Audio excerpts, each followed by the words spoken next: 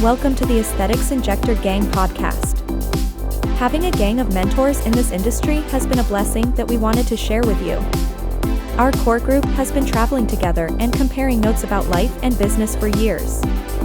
Tune in as we delve into topics with others in the industry that you are sure to love and make you laugh. Hi guys, thanks for joining us for another episode of the Aesthetics Injector Gang podcast. It is your sunny St. Pete injector, Valerie, and today I'm joined with Angela Burleson. She is the provider at Aiyana Atelier 2.0. I like to call it 2.0 because that's their second location. She is out in Middleburg, Virginia, and she and I just have not had enough time to catch up with each other. So we are throwing everything down today and just catching up on life in general. She just had a huge photo shoot with Scout Magazine, which she looked phenomenal in. If anybody hasn't seen that, you need to check that out. She's with her horses in a field, this beautiful gown. I absolutely love it. And they've just been finishing up some like DC Magazine, their modern luxury photo shoots, styled by, of course, our wonderful Sarah Stiles. That's not actually her last name, but we call her Sarah Stiles. So just say hello to everyone. Angela, I'm so happy to see you. Thanks for having me. I'm really excited about this podcast topic. I think it's something near and dear to both of our hearts. Yeah, I agree. So Angela and I are tackling today kind of like a sensitive subject. I think for new injectors coming into the track here, it's kind of, what did we decide we're going to call it? It's not all Gucci and Louis, I think. I love that subject. So like, it's so funny because half of us carry like, I want to say half of us, maybe all of us have like a name brand handbag, but probably not all of us do. But I think it was Ashley that had one. And I was like, oh my God, I think it's the pressed Louis Vuitton. It's like the crossbody. And she's like, Oh, yeah, it's yeah. really. Yeah. She's like, damn it. I was like, I need to get on like the fake bag hand list here because they all look great.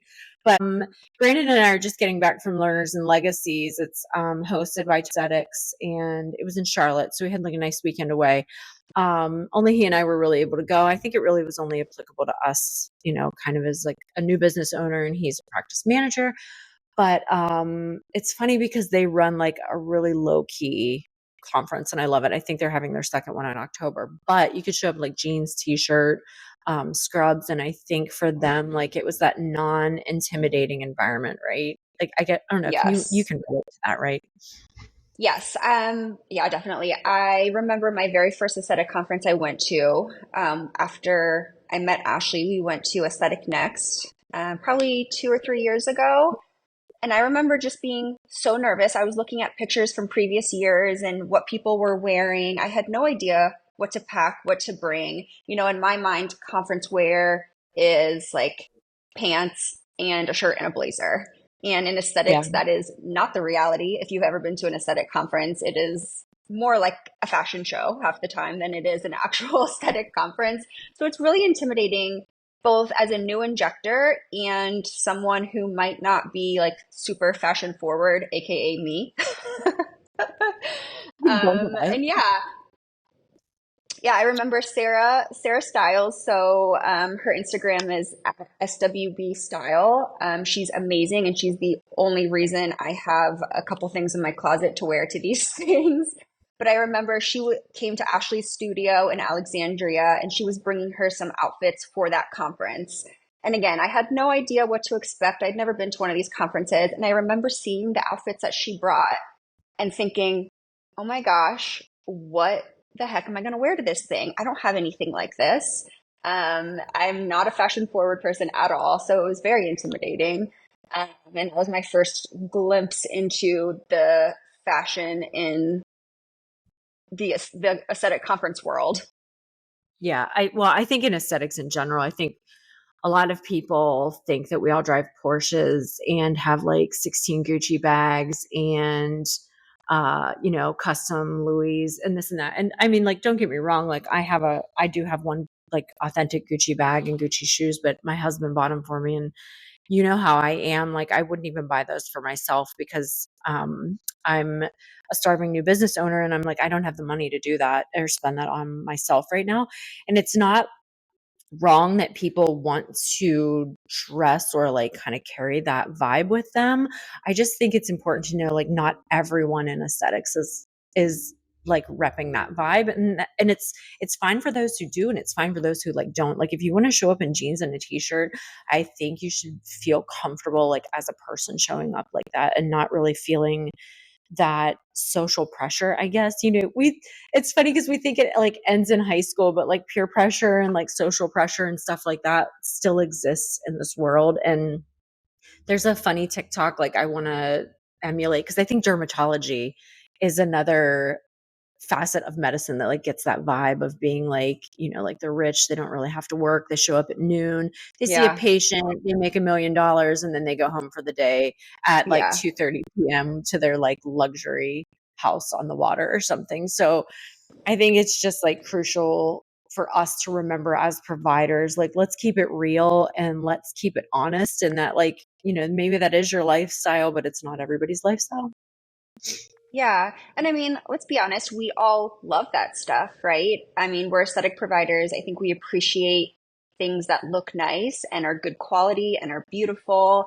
And so naturally, we're drawn to these designer things. And for a lot of successful business owners, I think it is very accessible and it is their norm.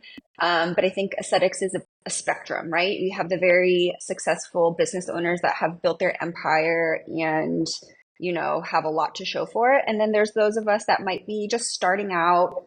We're not owning our own business. We're getting paid a salary, much more like, not middle class, but definitely not that upper, few percent that, take their private jet to the Caribbean for vacation. So I think it's a spectrum. And I think it's something we all strive for, right? Just women in general, like no woman out there, if you're like, hey, do you want a Gucci bag, a Louis bag, or a bag off Amazon? Like, I don't think the majority of them are going to pick the one off Amazon, right? So I think it's Yeah. natural to strive Well, for. yeah, of course. I mean, I think my one rep, Rebecca, she's with Millennium. She's super sweet, but she always laughs with me because she would come into the office, like corporate attire, like dress skirt, heels, whatever. And she and I would always joke because she's like, I mean, this isn't my thing. Like me, like this, I have to dress like this for the job.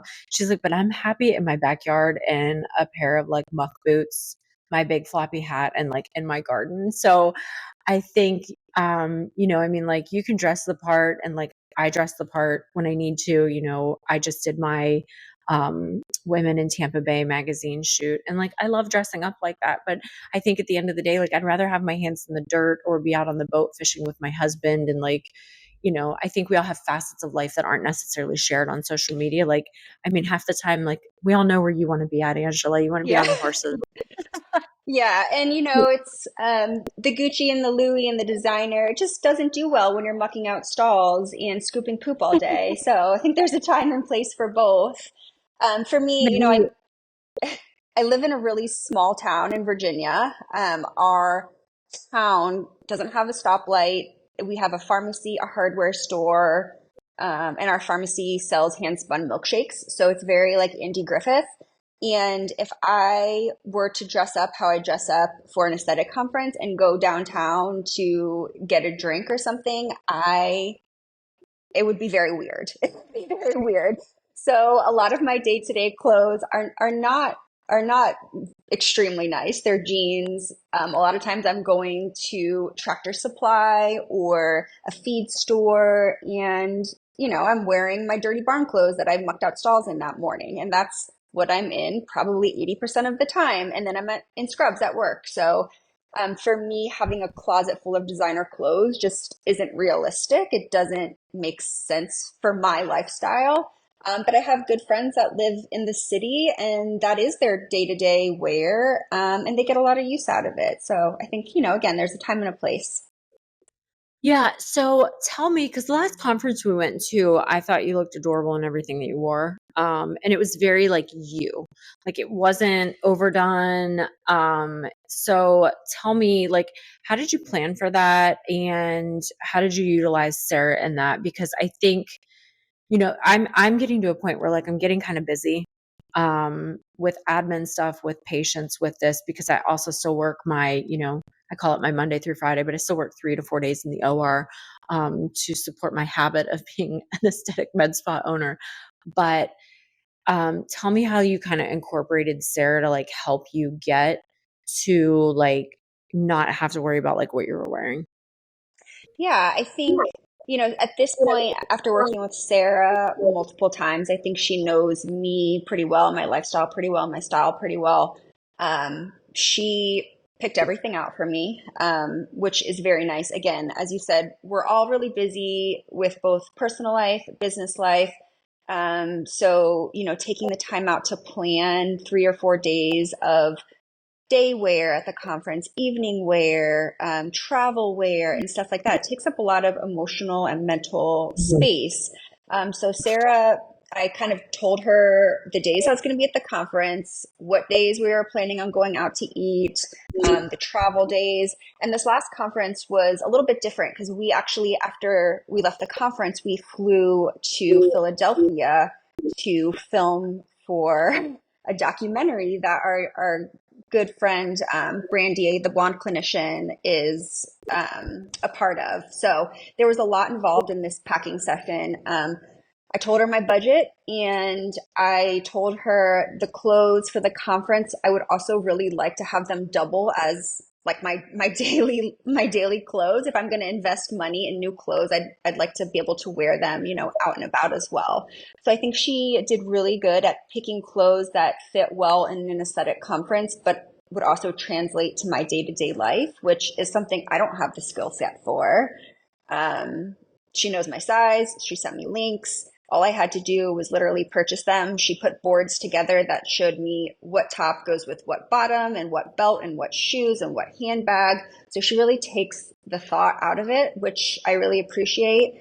So all I had to do was purchase them and pack them, and I was all set. So I if you so go ahead. Yeah, I was just gonna say if you're somebody like me and you don't enjoy planning your outfits or you don't feel confident in your selections, having somebody like that on your side is invaluable. She's really been a lifesaver, I think, for a lot of us. Yeah. So after she dressed you for that conference, I reached out to her and was like, "Hey, Sarah, I just need a quote for you to help me get my life together." But so I kind of did similar to like what you did, but I should say what Sarah did for you. I've always used Rent the Runway for like weddings and things like that because I don't like, I'll buy that dress, I'll wear it once, I probably don't wear it ever again. And Yeah, I do like that Rent the Runway, like you don't have to launder it, you don't have to do anything. Like you just literally put it in a bag and send it back. They have memberships now actually too. I yeah, haven't joined, I haven't priced that out, but I'm like, that's also convenient. So for that conference, I think it was the Miami one with Swift, like I did exactly that. So I had a little more time and I started, honestly, I planned it like 3 months out because I know how I am and I will procrastinate and then it'll be a week before and I won't have anything ready. So that was probably the one I felt most prepared for, to be honest with you. And it was because I took the time to pre-plan it. Um, it was a big conference, super important to me. So I like wanted to make sure I was like ready to go because I habitually will just start throwing stuff in a suitcase the night before, and then I have nothing that really even goes together. So similar with what you did, but I think if like time management is a thing, like Sarah will do anything from coming to your house and going through your closet with you and figuring out like essential pieces, things you don't wear, which is the hardest thing for most women is to throw stuff out that you're not going to wear. yeah. Because we all look at it when we pull it out and you're like, but I might wear that this summer. And you're like, bitch, you haven't worn that in 4 years. Yeah, So she'll come. I have things in my closet that I keep looking at, and I'm like, I'm gonna probably wear this soon. And I think I've said that for 3 years, and they're still sitting in my closet. So that's the one thing I haven't done with Sarah is a big closet clean out. So that is on the books for this year. It needs to be done. I am just piled with like old flannels and, things that I have extra small tops and I have extra large tops. And I'm like, okay, we don't need both. Where are we now? Let's focus on Yeah. that. I love that you're like, I have a bunch of flannels I need to get rid of. Um, Pro tip, pro hack tip. I think this is, I forget who this is from. Gosh, if people know who she is, they'll remember. But the trick is to turn everything face backwards in your closet. And if at the end of the year it's still facing backwards, you get rid of it. Like no questions asked. You don't talk Ooh, I yourself like into that. it. Yeah, that way you know you haven't picked that up in 365 days and it's time to get rid of it, because we all do that. We all have that, like a closet clean out, and most of the time you end up like with crazy hats on your head, glasses, and you're just like, "Oh, I love all this stuff. I'm not getting rid of any of it." But Yeah. back to Sarah, she will do those things for you. And if she's not in your area, she does a lot of virtual stuff as well. I think it's just helpful and it takes the stress out of it, in my opinion. Like when you're worried about what you're going to look like and you're worried about what to wear. That was the biggest thing I heard at Learners and Legacies this weekend, was that it was so nice to just come in my scrubs. And it was so nice to Yes. just show up in jeans and a t-shirt. Like the one day I had my New Balances on from Amazon, which I just got, but like jeans and a white t-shirt. And I am so comfortable. And I think aesthetically, like when I see pictures of myself, it looks like me. And I'm like, Yeah. oh, I look good in that picture. And I'm like, that's because it was you. But Brandon and I were laughing because the first day of the conference, we're getting dressed. Brandon actually said he had a harder time packing for this conference than he has for anything else, because he's so used to having to dress up. And he's like, oh, is this too casual? Is that not enough? Is this too dressy? And we were laughing because like the first day I told Brandon, I was like, well, I brought heels I was going to wear heels today, but like, is that too much? Like, are these jeans too much? Should I wear the ones with holes, or the holes too casual? And we FaceTimed or like sent Sarah, a video of us just like trying to iron our clothes and figure our lives out, because we both were like not used to just showing up as us in like very casual clothes. So it was really nice that they do that. And even the people that present are like, they're in like corporate casual. Obviously they're a presenter. You kind of elevate yourself a little bit, but Kevin, who's one of the founders of Titan, was like running around in his jeans, regular t-shirt top, and his sneakers like day two. So it's kind of nice to see that and what they have to offer. But we all do joke around about when we pack for conferences, like, well, what ball gown are we wearing night two? Yeah. And I think, it can be intimidating. Like you said, we start to second guess ourselves. And you're like, okay, is this too casual? Is this too much? And at the end of the day, I think for a lot of people, we need to remember at these conferences, like nobody's focusing on you, like what's the saying? Like we think about ourselves more than other people think about us. Like realistically, people can show up to a conference within certain standards in pretty much whatever they want. And nobody, your career is not going to fall apart. Nobody's going to talk about you. So I think it's easy to get in our head and try to keep up, with the Joneses and try to be in, full designer wear. And I go to conferences and admire people's outfits all the time, but I'm never there being like, oh my God, look at her. Can you believe what she wore? Like, I think we think way too much about it. So as a new injector, like if you're going to conferences and you're really nervous, just try not to overthink it. Be what or wear what you're going to feel comfortable in. Like Val said, you want to feel like yourself, because that's when people feel the most confident and the most comfortable. And at the end of the day, the conferences are for learning, and I think that gets lost a lot of Mhm. times in aesthetics. Yeah, and I think it's like find your people, right? Like we're all so comfortable with each other and just don't care. But also, like, if people are talking shit about you, do you really want to, like, those are not your people, they're not your tribe, they're not your vibe. And like, it's so hard to not care what people say about you. Like, I'm guilty of it. Like, we all do it. Like, we all care about what other people think about us. But also, at the end of the day, I'm not aligning with those people on a normal, like, everyday basis. Like, I'm just not.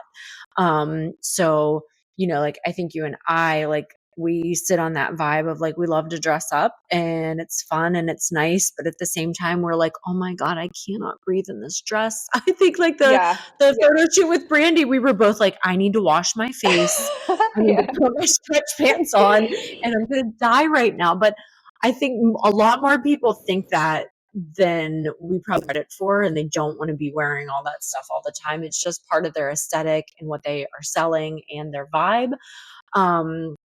But yeah, I think both you and I are like, let's just get out in oh, you're not a Capricorn, are you? Wait, sorry, I had ADD. No, I'm a Are you? Pisces. No, you're a Pisces, but I'm the only you're an Earth. Pisces of the group. You're the Earth. You're another Earth sign, though. Evelyn would kill me if I'm wrong about that fact, by the way. But Yeah, I don't know enough about astrology. I'm just like, all I know is I'm a Pisces, and that's about it. yeah, I was that's a whole content for Ev to go off on. I was gonna say, I always defer to Evelyn. Sometimes she'll, when I first met her, she's like, "Oh, you're a Pisces," and I was like, "Oh God, what does that mean?" I'm like looking it up, like, what is a Pisces? What do you mean, Evelyn? Evelyn Yeah, judging you with her. She's not even like judging you. She's studying you with her eyes. yeah, Um, she's reading my chart. she's like, "What moon were you born under?" And you're like, "I have no idea, Evelyn." I know, like, can you tell me? I don't know. We need to Um, do a whole podcast on just like sign reading with Evelyn Fuentes. oh my gosh, she's so good at it, and some of the things she says is spot on too. And I'm like, maybe I need to actually like research a little bit more of this. She may be a Um, witch. I don't know. I'm starting to believe in witches more. oh gosh, yeah, need to get on her good side then. Tell me about the horses. How are the horses doing? The horses All right, are wait. good. How many are we up to? She started with one horse, but how many do we have now? Yes, so we're up to, well, my husband likes to joke 3.5 because we have a mini. So technically we have four. We have three regular, size horses and then a mini horse. And it happened really fast. It's definitely another full-time job taking care of them. And I think that is a big reason why I don't always have the biggest budget for designer clothes is horses are freaking expensive. I knew that getting into it, but coming off a month where I just paid almost 8 grand in vet bills, I would be lying if I didn't say I thought about how many fun things I could have bought with that money. The Gucci slides I've been eyeing, a new work bag. So, yeah, I think, and I made this lifestyle choice for myself, but I think there's a lot of factors that go into that, but they're good. They're good. And I love it. I love riding on my days off. I love taking care of them. And I love, honestly, like even scoop and poop in the morning. I'm like, this is my happy place. And yeah, so they're good. You need to come out and ride sometime. I definitely do. Did you grow up with horses?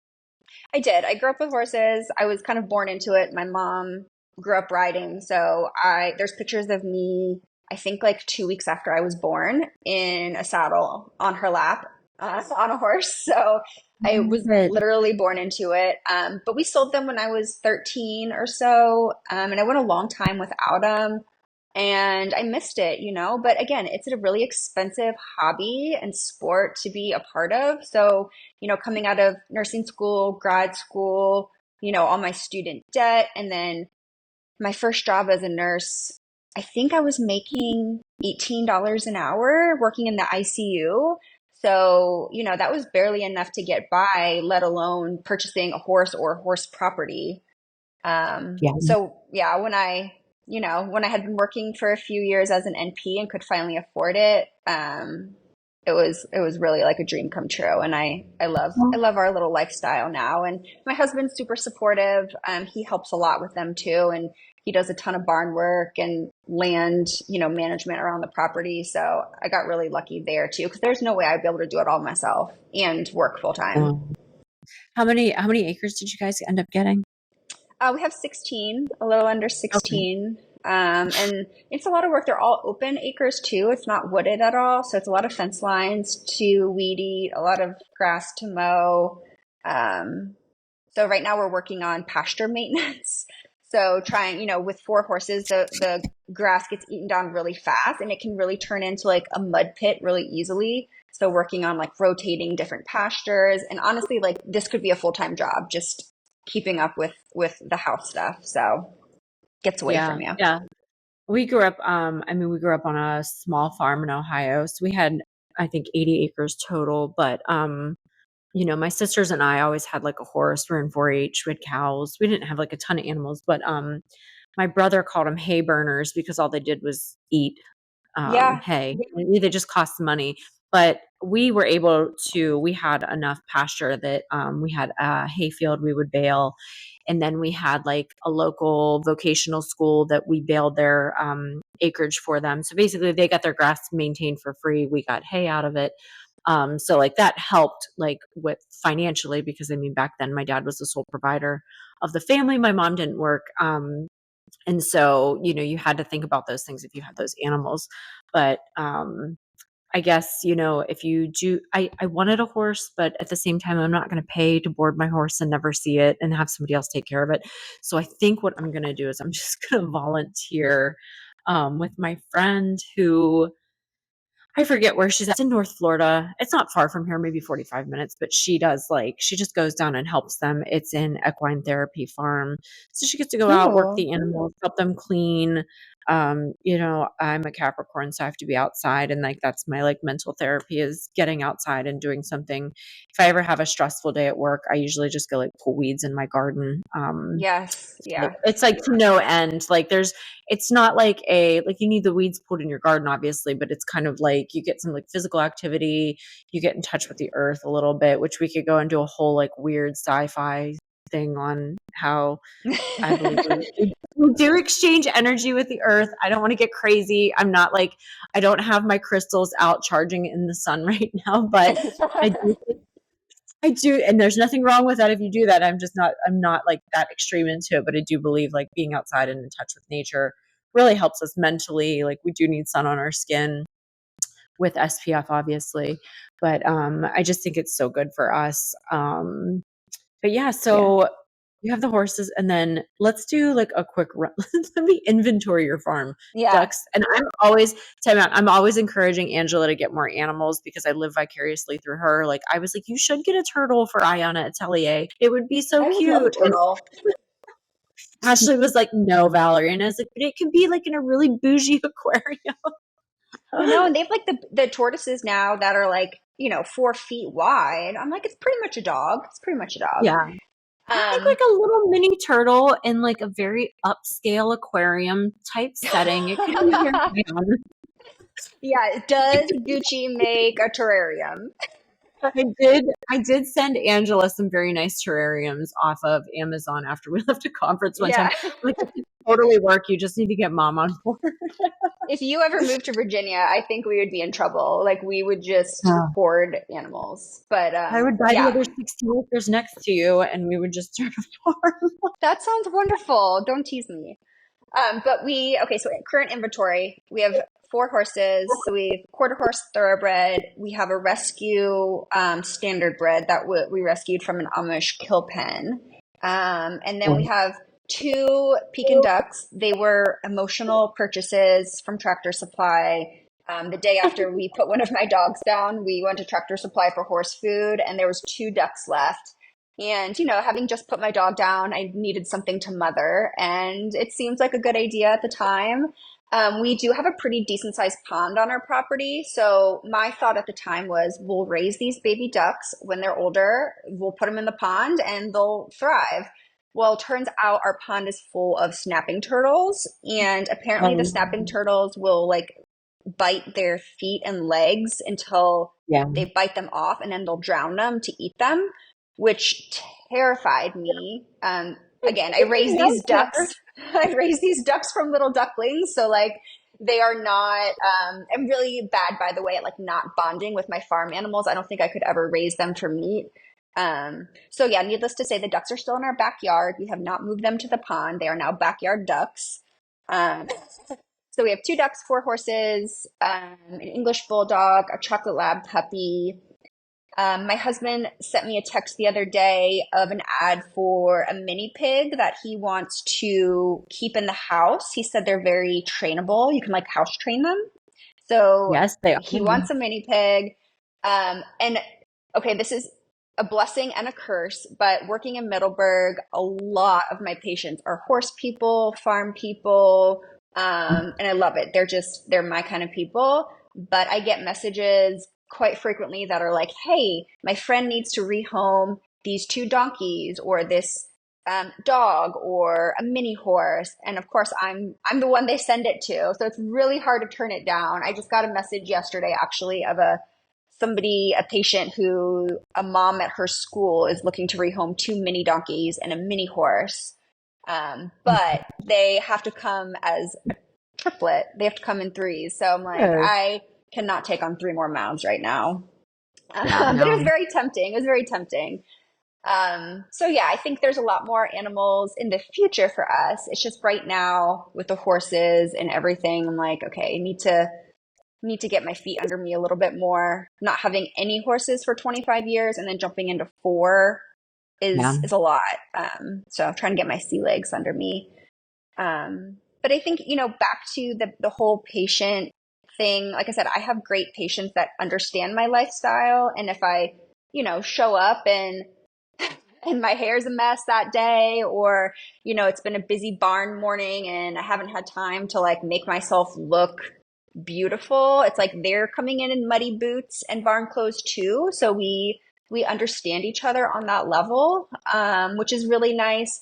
But I think in aesthetics, I think a lot of providers get wrapped up in the need to look a certain way for their patients because it is, at the end of the day, it's a luxury service. And I feel like they need to present that luxury look, Yeah. and I It, don't think a lot of patients actually care about that. Maybe I'm wrong, but my patients don't seem to care. I'm sure there's a facet that, you're going to attract who you attract. And I think like for some people, like that's their patient population and that's what they want their provider or expect out of like their visit, this, that, and the other. I think again, like it's all about like the people that you attract and align with and assimilate with in life. We just met a girl, she's up in New York, and she's Muslim. And I and Brandon had a long talk about, her actual like uniqueness in this setting and not only for like her culture and her people, but, assimilating that into your own brand and being like, this is who I am. And she said to us, and she goes, who would want to be injected by me? And I stopped and looked at her. I said, what do you mean? And she said, well, I mean, doesn't everybody want like a blonde hair, blue eyed and like beautiful injector? I'm like, first of all, you are beautiful. I'm like, you are exuding your culture and everything that you wear. I was like, there's nothing wrong with that. I was like, girl, it's 2024. You guys, and I just realized like we have so many barriers still to break through in aesthetics, that she as a provider was kind of even thinking that in her head. And it made me like sad for her also at the same time. But, Brandon and I basically, we should have just picked her like up on her chair and like carried her around the auditorium because we were both like, do not ever say that again. We're like, Yeah, you're going to be so great at what you do. And I was like, you have such a unique niche. And I was like, and you can exude that across the board. I was like, it just doesn't have to be with Muslim men and women. I'm like, this is like a big deal, girl.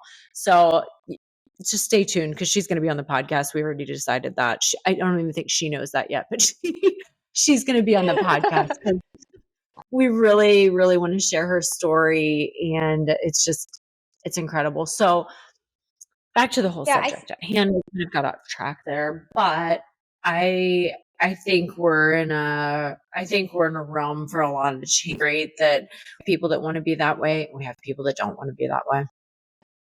yeah.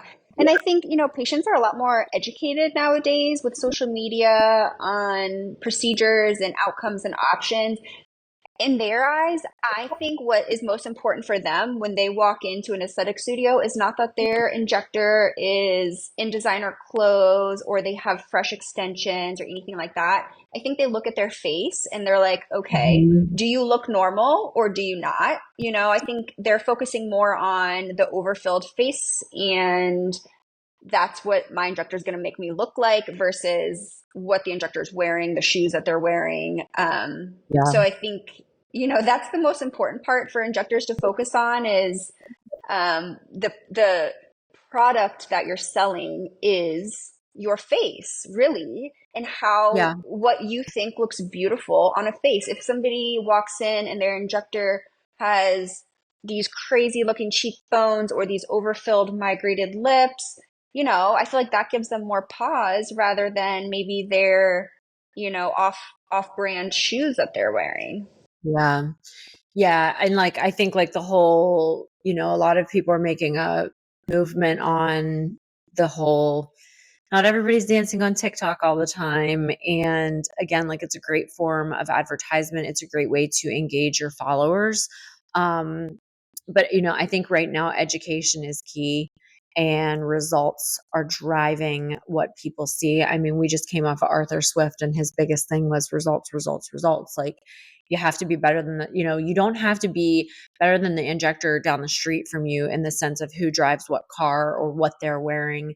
It has to do with what you send out your door, and that's your patient, their Yeah. safety, their well-being, their happiness, their results, because whether they get into a Honda Civic outside your office or whether they get into a Range Rover, the first thing they're doing is looking at their face and smiling if they're happy with what you gave them.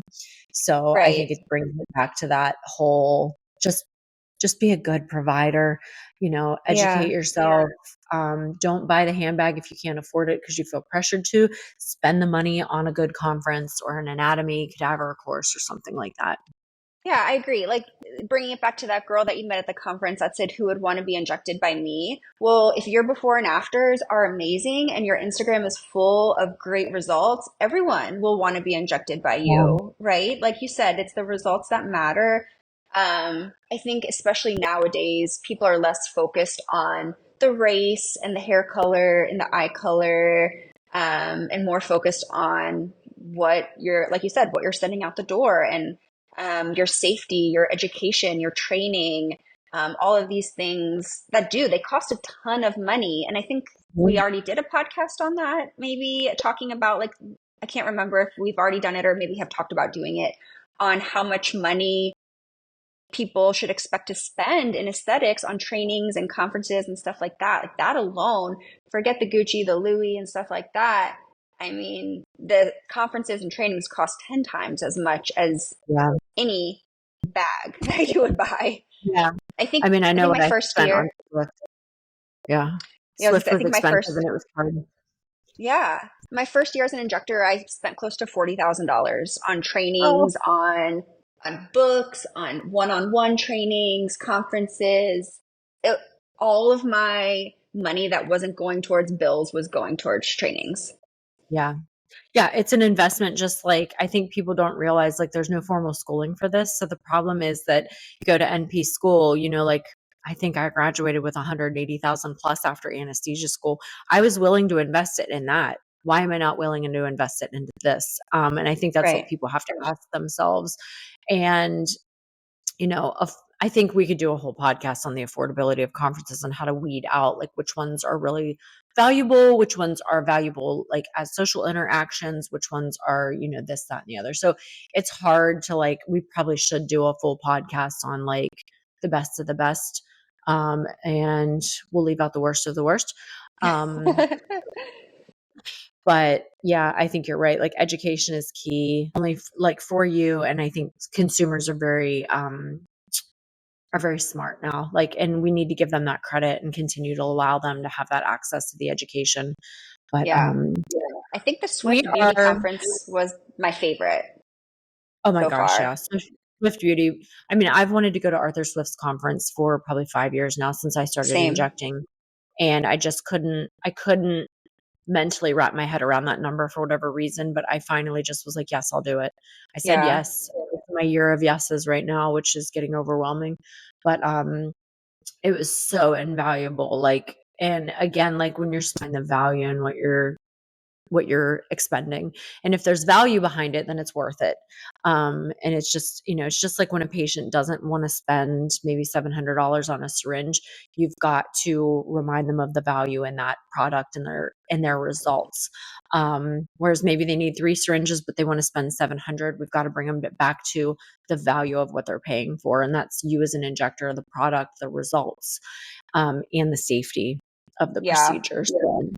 Yeah, I think, there's a lot in the media now with unsafe cosmetic practices and the outcomes that, we see with those. So, yeah, like you said, the value doesn't lie in the product. The value lies in the hands behind the product, and Yeah. you get what you pay for in terms of Groupon pricing versus not Groupon pricing. Angela, tell everyone how to find you, how to book with you. Yeah, so I'm on Instagram at Hunt Country Injector, Hunt Country Injector. And then our website is www.aiyana, Aiyana Atelier, Atelier.com. All of our services, pricing, and booking links are on there. Perfect. And you guys know where I'm at, sunny St. Pete. Half the gang will be down here in a couple days. Oh my gosh. So half the gang's going to be down here for my grand opening of Spindrift Aesthetics in St. Pete.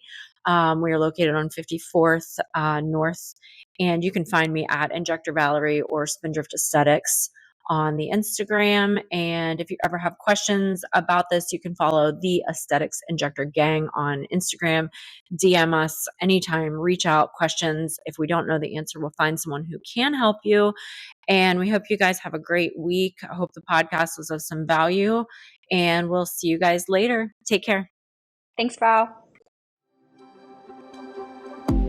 Thanks for listening. If you enjoyed this episode, please like, share, and comment. Follow us on Instagram at the Aesthetics Injector Gang.